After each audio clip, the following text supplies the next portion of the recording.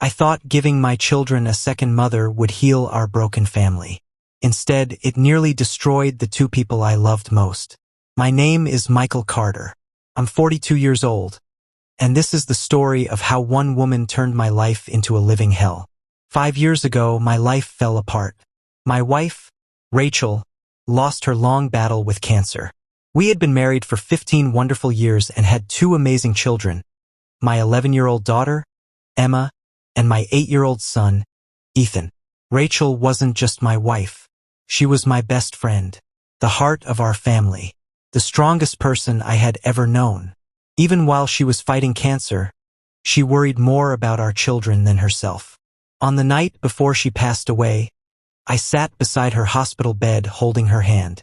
She looked at me with tired eyes and whispered, "Michael, promise me something." I leaned closer. "Anything." She smiled weakly. "No matter what happens, protect our babies. Make sure they always know they're loved." I couldn't stop crying. I squeezed her hand and nodded. "I promise." A few hours later, Rachel was gone. The funeral was the hardest day of my life. Emma refused to let go of her mother's photograph. Ethan kept asking me when Mommy was coming home. I didn't have the strength to answer him. For months, our house felt empty. Rachel's favorite coffee mug still sat on the kitchen counter. Her jacket still hung by the front door. Sometimes I'd wake up expecting to hear her voice. Instead, there was only silence. I wanted to stay home with my children every day, but reality was cruel. I lived outside Nashville, Tennessee, and the jobs nearby barely paid enough to cover the mortgage.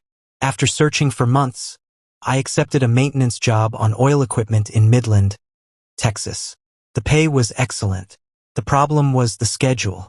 3 weeks in Texas, 1 week at home. It broke my heart. Every time I left, Emma hugged me tightly. "Promise you'll come back soon, Dad." "I always will," I'd tell her. Ethan would run beside my truck until I reached the end of the street. Watching them disappear in my rearview mirror was the hardest part of every trip. I worked 12 to 14 hours every day under the Texas sun. The work was exhausting, but every paycheck reminded me why I was there. Everything I earned went home. Their food, their clothes, their education, their future. Every Sunday evening, we'd video call. Emma would tell me about school. Ethan would show me his latest baseball card. Those calls kept me going. For nearly 2 years, it was just the 3 of us. Then everyone started giving me the same advice. My parents, Rachel's parents, friends from church, even my coworkers. "Michael, those kids need a mother." At first, I refused.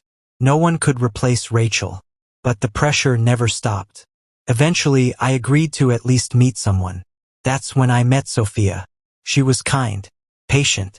She volunteered at community events and seemed wonderful with children. The first time she met Emma and Ethan, she brought homemade cookies. She laughed with them, played board games, helped Ethan build a model airplane. Emma even smiled for the first time in months. Seeing that smile gave me hope. Over the next 6 months, Sophia became part of our lives. She attended Ethan's baseball games. She helped Emma with school projects. She even visited Rachel's grave with us and placed fresh flowers beside the headstone. That meant everything to me. One evening, Emma quietly asked, "Dad, do you think Mommy would be okay with Sophia?" I looked at Rachel's picture hanging on the living room wall. Then I answered honestly, "Your mom would only want us to be happy." A few months later, I proposed. Sophia cried and said yes. Our wedding was small, just close family and friends. Emma wore a beautiful blue dress. Ethan proudly carried the wedding rings.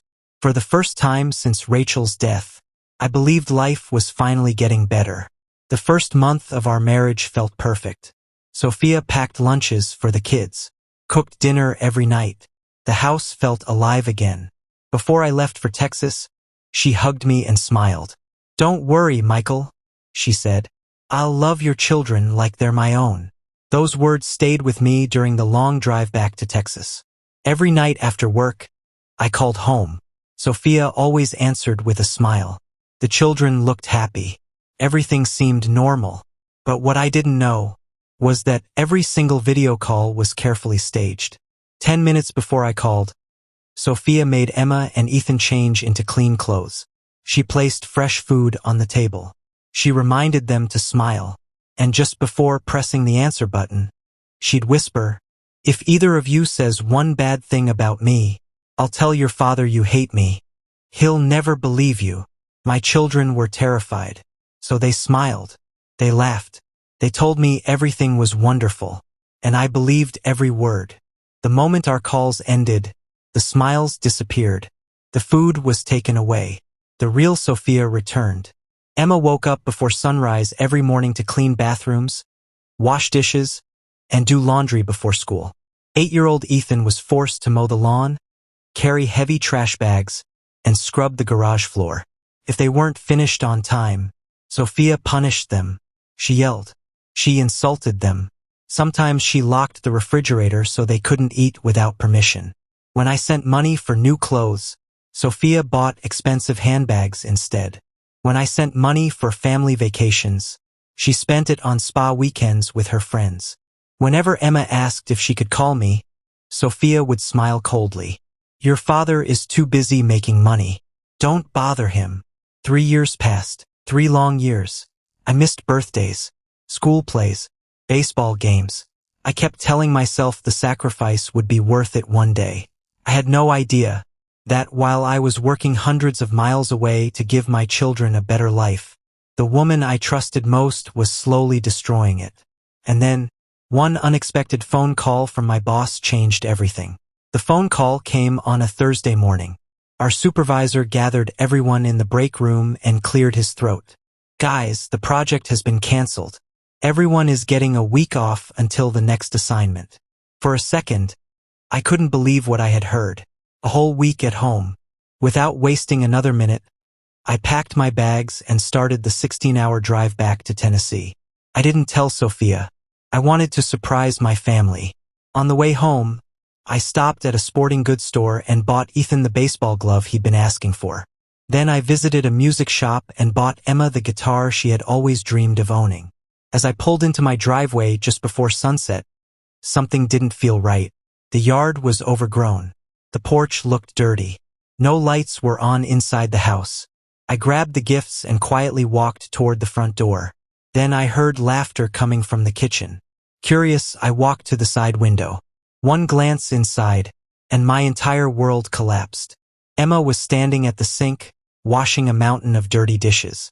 Her small hands were red and covered with cracks. Ethan was on his knees, scrubbing the kitchen floor with an old rag. His clothes were stained. He looked exhausted. Meanwhile, Sophia sat at the dining table with 2 of her friends. The table was filled with steak, pasta, desserts, and wine. My children weren't allowed to sit with them. One of Sophia's friends laughed.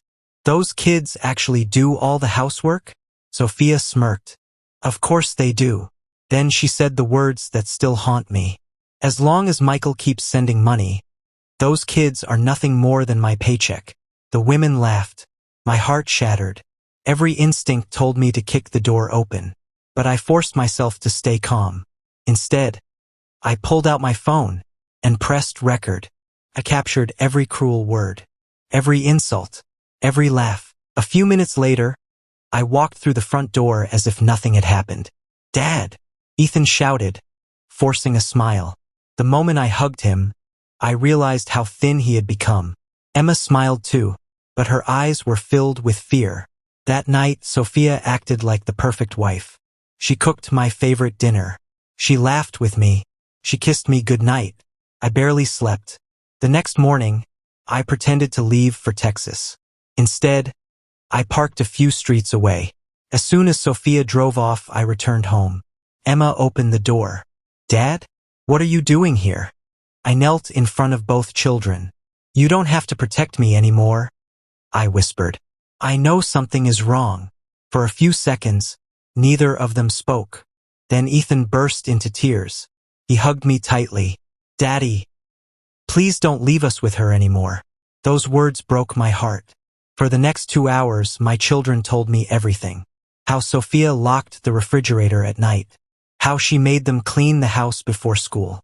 How she spent every dollar I sent on herself. How she threatened them if they ever told me the truth. Emma even showed me a diary where she had written down everything that happened over the past 3 years. Every page was another nightmare. I couldn't stop crying. But I knew one thing. I needed proof. Over the next 3 weeks, I secretly collected everything. Bank statements, security camera footage from our neighbors, school reports showing the children often came to class hungry, witness statements, videos, photos. By the end of the investigation, my lawyer smiled. "Michael," he said, "she can't escape this." The following Sunday, I invited both families to dinner. Sophia thought I was planning a celebration. She smiled all evening. After dinner, I stood up. "I have something I'd like everyone to see." I turned on the television. The first video played. Sophia's voice echoed through the room. "As long as Michael keeps sending money, those kids are nothing more than my paycheck." The room went silent. Her smile disappeared. Then came the security footage. Emma working before sunrise. Ethan mowing the lawn alone. Then the bank records. Thousands of dollars spent on luxury shopping. Finally, Emma opened her diary and read a few pages aloud. By the time she finished, everyone in the room was crying. Sophia dropped to her knees. "Michael, please forgive me. I made mistakes." I looked at her calmly. "You didn't make mistakes. You made choices. You stole my children's childhood." I placed divorce papers on the table.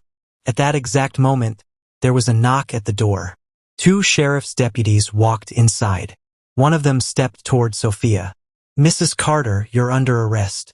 She stared at me in disbelief as they placed handcuffs on her wrists. She begged me to stop them. I simply turned away. For the first time in years, my children were safe.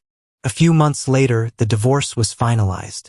Sophia was ordered to repay the money she had stolen and was permanently prohibited from contacting Emma and Ethan. I sold the old house and accepted a management job closer to home. Now I eat breakfast with my children every morning. I help Ethan practice baseball every weekend. I listen to Emma play her guitar every evening. Sometimes we still miss Rachel. We always will. But our house is finally filled with laughter again. The promise I made to Rachel at her hospital bedside, I finally kept it, because I learned that the greatest revenge isn't watching someone lose everything. The greatest revenge is protecting the people you love and giving them the happy life they always deserved.